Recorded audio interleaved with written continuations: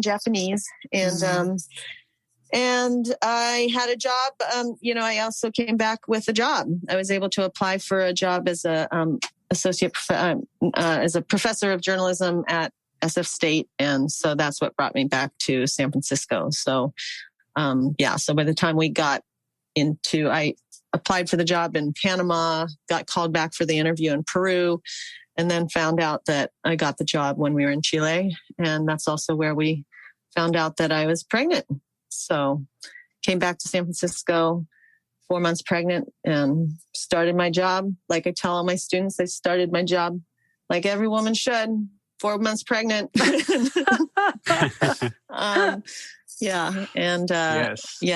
been there. Yeah, it's been a nice ride here in San Francisco. It's been 8 years now. This time I had lived in San Francisco 20 years ago also. So when I went to graduate school here or at Berkeley. So, but I lived in San Francisco while I was in graduate school. Okay. So I wanted to ask, so I know in the recent past, you've been discussing your mental health needs, your treatment, your meds very publicly. And I wanted to ask why you chose to do that. Why do you think it's important to get these things out in the open?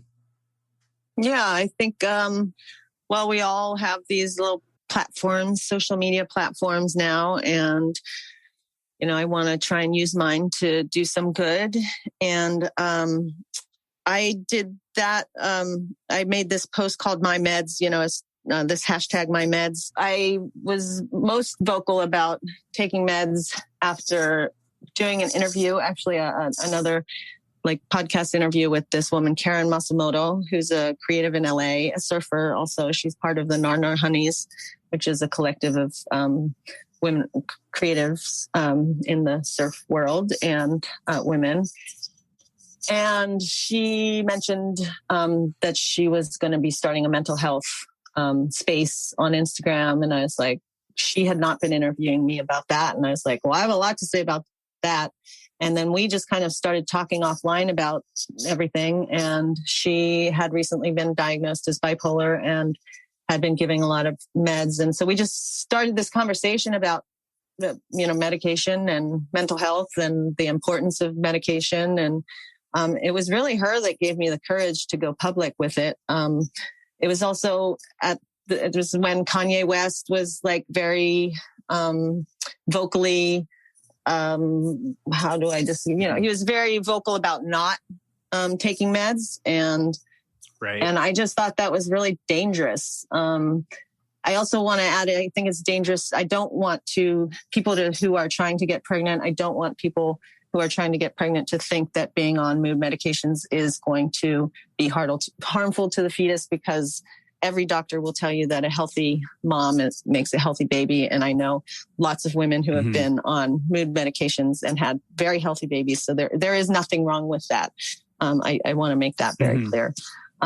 What I think is not that clear for people with mood disorders, or just societally, I think, Kanye just was vocalizing what I think is really an symptom of our culture in general, is just that you can do it alone, that it's just, it's just in your mind, it's like, you don't need meds, you can figure it out yourself. But I think that is just the cruelest thing possible, to tell someone who is sick in their mind that their mind can take care of them, when there are all these medications out there that can help you. And medications aren't for everyone, but I just so often, just over and over and over, with people I know really well and don't know really well, there's such a huge stigma around medication specifically, that I wanted to use my platform to just say, hey, I'm on meds and I like them. They're working for me. Yeah. So, do you think there's something particular to surfing or skating? I'm sort of thinking about both cultures, but do you think there's something particular to the sort of DIY ethos? I don't know, that lends itself to stigma around getting help in terms of mental health, be it taking meds, talking to a therapist, joining a group? Like, what about these cultures? Do you think there's anything to that? There's something about these cultures that kind of lends itself to avoiding asking for help. Do you? I do. Yeah, I definitely do. Well, I mean, I think they're both kind of like traditionally masculine sports, and men are taught to not express feelings other than anger. So I think that's a big part of it. I think there's there's like, you know, those are just the cultures I happen to grow up in. And I think they're just a reflection of the larger culture. And there's a lot of stigma around mental health care in our culture. It's changed. It's changing, I think. But that was always my experience, you know, as a kid, like a kid who went to therapy, my skate buddies being like, what, why do you do that? Like, that's, you know, I'm not going to repeat some of the things they said, but it was kind of politically like correct. Yeah, it wasn't cool. You should be able to just like, you know, do what you do. Like, you should be able to just skate and be happy, or you should be able to just surf and be happy. Like, you have your friends. Like, that should be enough for you. Why do you need to talk to some stranger? You know, like a real mistrust of, also like a mistrust of authority or of expertise. Like both, like skating is something that you don't, or at least when I was a kid, it was for like weirdos. It's very counterculture. You don't go to like, you don't go to like, you don't have a skate now you can like hire a skate coach, but you know, it was like, you learn this by just like hanging out with your friends and watching skate videos. And I think surfing has been the same way. It's like, you deal with, you know, you improve on your own. You deal with this on your own. So I think that's a part of it. But I wonder what your take is. Yeah, no, that's interesting. I hadn't thought about that. You do it on your own. Like, you teach yourself on your own. So you should be able to take care of your mental health on your own. It's that cool factor too, right? The like cool kid, like just it traditionally, it hasn't been very cool to be crazy. And then there's also maybe, there's an accepted level of crazy in surfing and skating that maybe there's also just because it kind of attracts these misfits, that's not seen as so abnormal to be imbalanced. And then it's such a great outlet for your mental health, you know, board sports and just physical activity in general. But I think that's different is that it's creative physical activity. There's a lot of creative expression in it as well, which I think is very healing for mental illness. And so I don't know. There's the healthy aspect of like, and I think maybe more recently in surf culture, it's more people who are more just health conscious and are, you know, eating, you know, natural food, you know, are vegan and just like are just holistically healthy. And so I find that archetype to usually be anti-meds and to think that they can take care of themselves, both mentally and physically. I don't know. That's interesting. What do you think, Karen?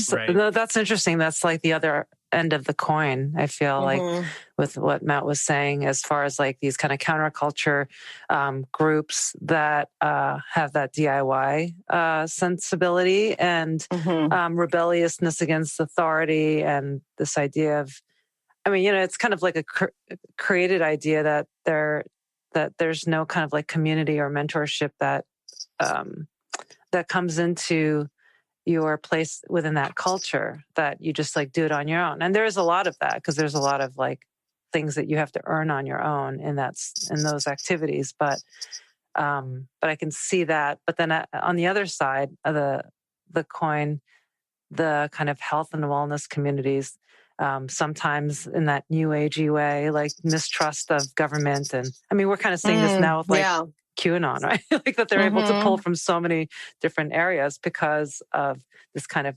anti-government, anti-culture kind of mistrust.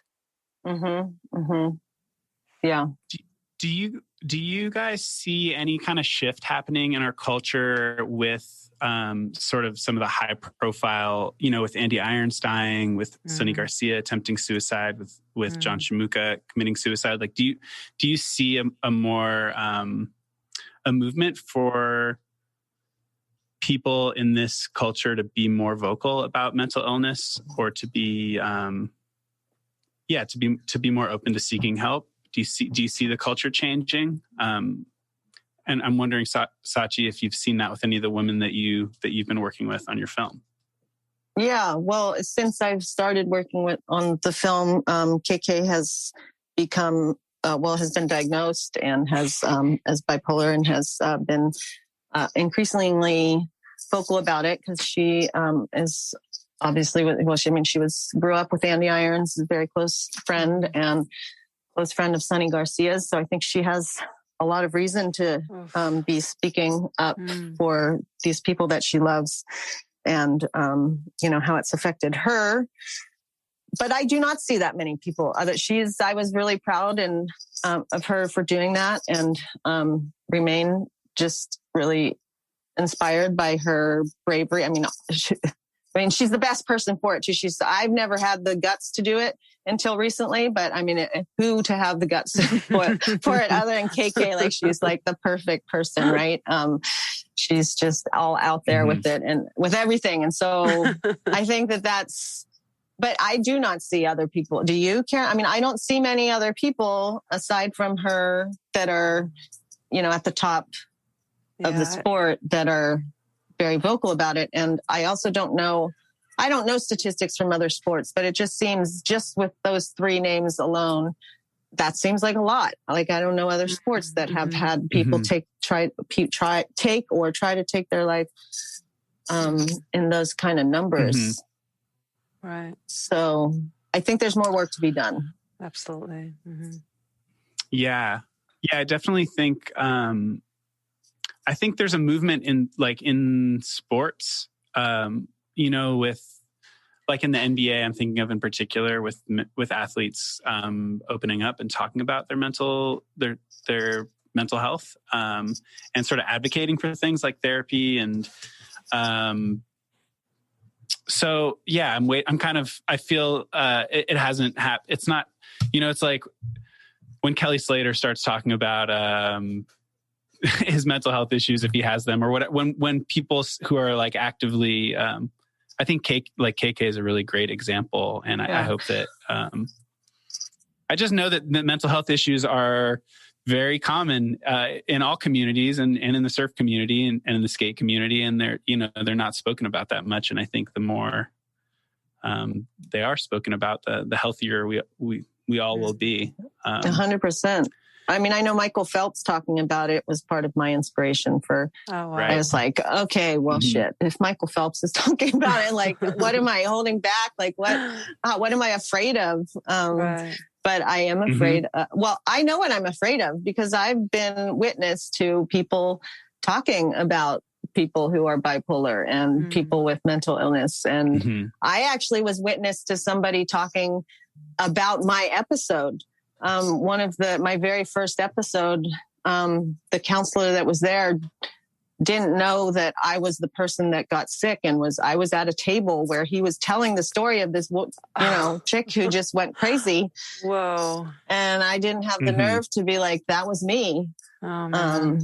So I know, I just have heard too many people, I've passed enough to hear too many people talk negatively about people with mental illness to know how real the stigma is. And I still have, I mean, I think that's a stigma that I've suffered from probably more than anything, more than being a woman or more than being a minority. I think that being, a crazy person is something that has hurt me more than anything in real terms. Talking about,